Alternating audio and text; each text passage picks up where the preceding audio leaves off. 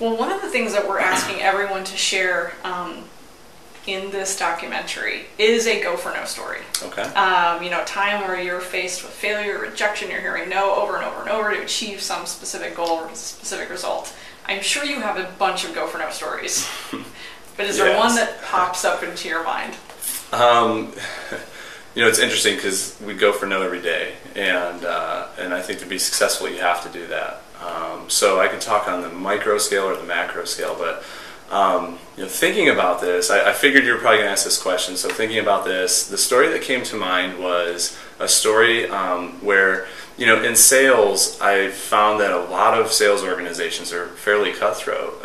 Most people who do extremely well, like the number one, number two, number three people in a lot of organizations, don't share their secrets because they feel threatened by that. And you know, they feel like if they share with someone what it is that they do to be successful, then that person can go out and take business away.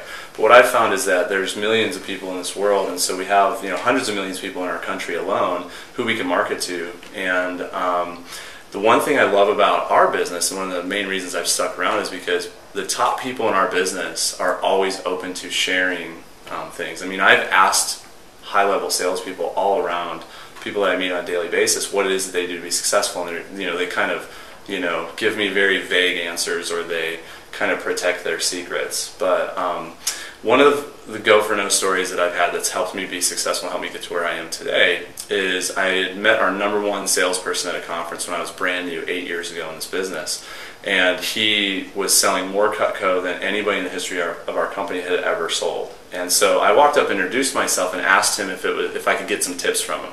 And he said no at that point because we were in the middle of a conference and it was really busy, and you know, he's bombarded by new people all the time. And so I just asked if I could get his phone number and possibly follow up with him later, and he said yes, and he gave me his phone number.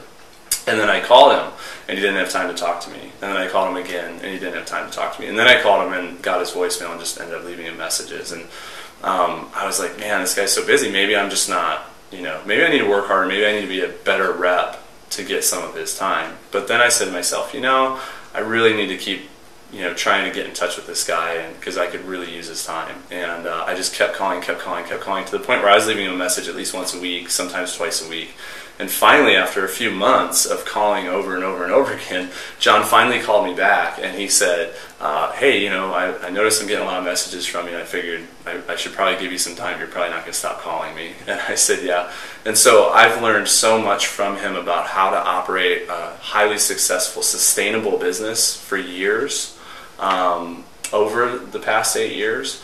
Now, John and I are, you know, close friends. He's getting married this summer, and I'm going to be attending his wedding, his bachelor party. I'm really excited about that. And we help each other now and talk consistently on a day, you know, on a weekly or monthly basis about things both inside and outside of our businesses. And what's great is he does other things now that inspire me to raise my game to a higher level. And I think my standards and the way that I run my business, the underlying, you know, things regarding integrity and honesty and ethics and stuff like that, a lot of those things I learned from my original manager, Amy, and I also learned from, you know, John. And John's been an inspiration in my business, and I wouldn't be where I am today without going for no and really, you know, getting John to give me that time so that I could learn from him and really building my credibility and relationship with him. So I love that story, because that really, it's a great go for no story, but it's not just about getting the sale, getting the customer. It's really about getting the mentor, and sometimes I think people forget that you have to go for no on those things too. Yeah, and I think that I've gotten more sales and customers because of that relationship, and so, you know, I credit a lot of my success to what I learned from John. Right.